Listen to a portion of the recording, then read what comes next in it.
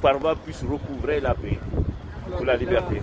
La dynamique politique de la diaspora, c'est toujours ressentie au niveau du Sénégal.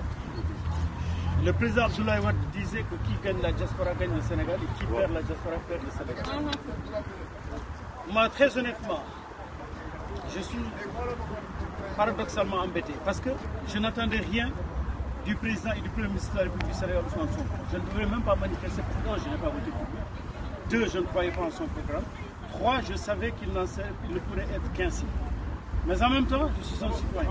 L'injustice me révolte et me révulse. Je ne pouvais pas me taire. Ce que nous attendons de la diaspora, ce sont des faits.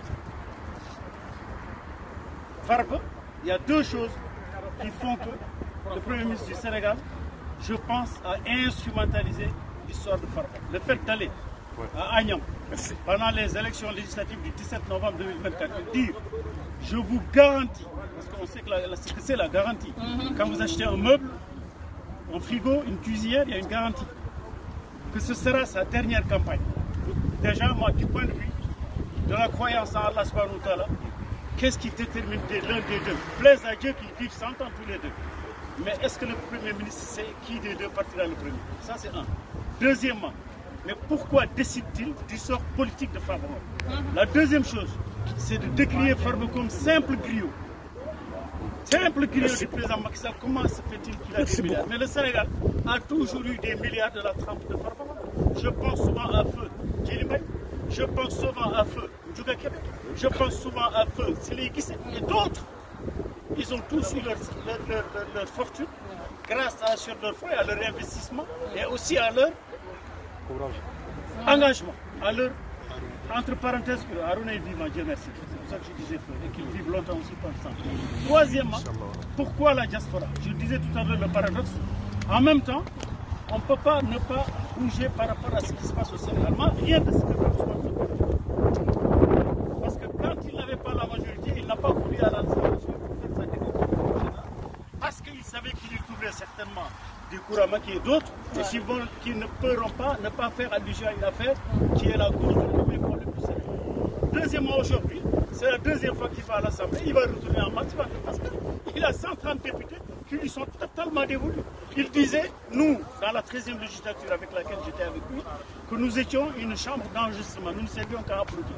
Mais aujourd'hui, les Sénégalais ont vu, vendredi dernier, quand il est venu faire sa DPG, mais qu'il a des députés à sa porte, des députés godillots. Donc tout ça fait que je ne peux pas sortir de ma réserve, de ma retraite politique et dénoncer aux concitoyens ce qui se passe. Et je ne peux pas juste. Parce que ce n'est pas la justice qui a dit on va enquêter sur Farba, qui encore une fois n'a jamais géré les deniers publics. Parce quand on dit réduction des comptes, mais ce sont des comptes publics. L'argent du peuple, du contribuable sénégalais. Ce n'est pas le cas de l'honorable député maire des Agnam, mais là, je me rappelle comme Farba. Donc, on ne peut pas laisser passer ça. Et c'est l'histoire de Farba, le 27, plaise à Dieu qui retrouve sa liberté.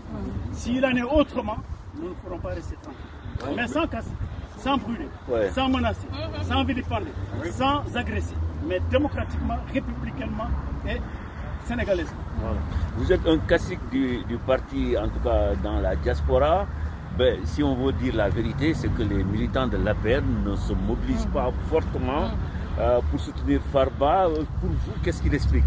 Le combat de Farba va au-delà de l'APR, certes, c'est vrai. En plus, il égard à tout ce qu'il a fait pour l'APR, parce que comme qui dit Farba dit APR, qui dit le président Macky Sall dit Farba.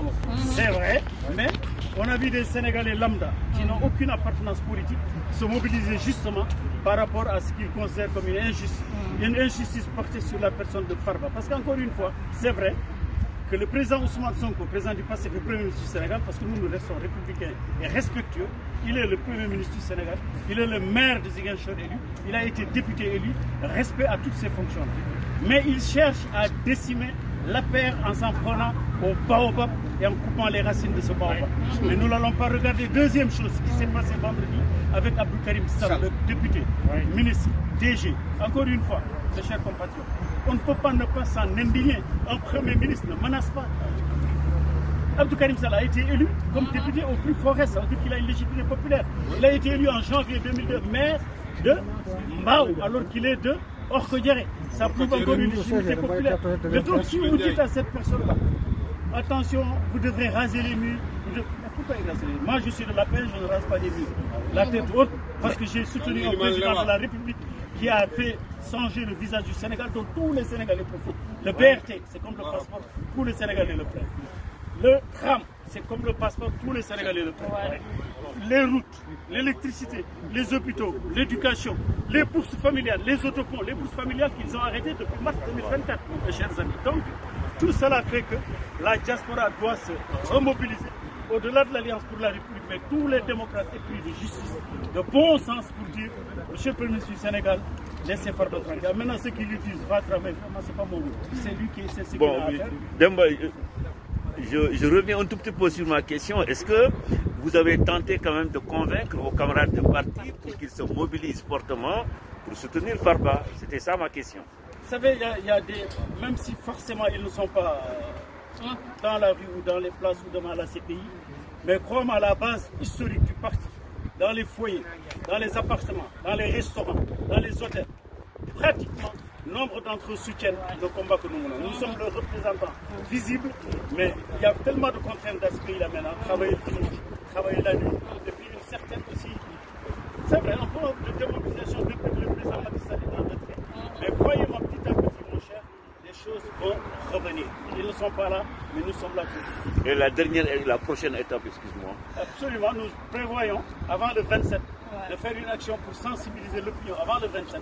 Nous sommes en train de voir les formes, soit une conférence de presse, soit un rassemblement.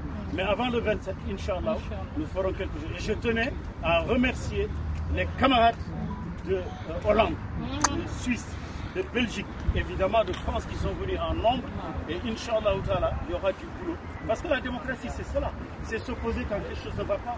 Mais il faut faire comprendre encore une fois au Premier ministre du Sénégal. Et en plus, le prétexte, mon cher ami, c'est qu'avant, quand il y avait le président Macky Sall, même si un Sérère battait sa femme, on disait c'est la faute de Macky Sall. Mais aujourd'hui, on a un président dont personne ne parle. On ne parle que où est Bassirou Diakhar Diomaye Faye? Donc encore une fois, nous aurons du boulot, parce que ce sera nous et le Premier ministre de la République du Sénégal, président, parce que comme je l'ai dit à mon pays, président inexistant. Et encore, avant de terminer mon cher, il y avait une célèbre revue de presse, le gars terminait toujours, sous le pétrole du côté Rekhen, troisième mandat de film. Monsieur le Premier ministre, les membres du Conseil économique, social et environnemental et du Haut Conseil des collectivités territoriales nommés par décret présidentiel du président Macky Sall, vous avez dissous ces deux institutions. De août 2024 à février 2025, vous nous devez nos salaires puisque le budget a été voté en 2023. Si vous ne les payez pas ici-bas, vous nous les paierez au-delà. Bravo. Merci beaucoup. Merci.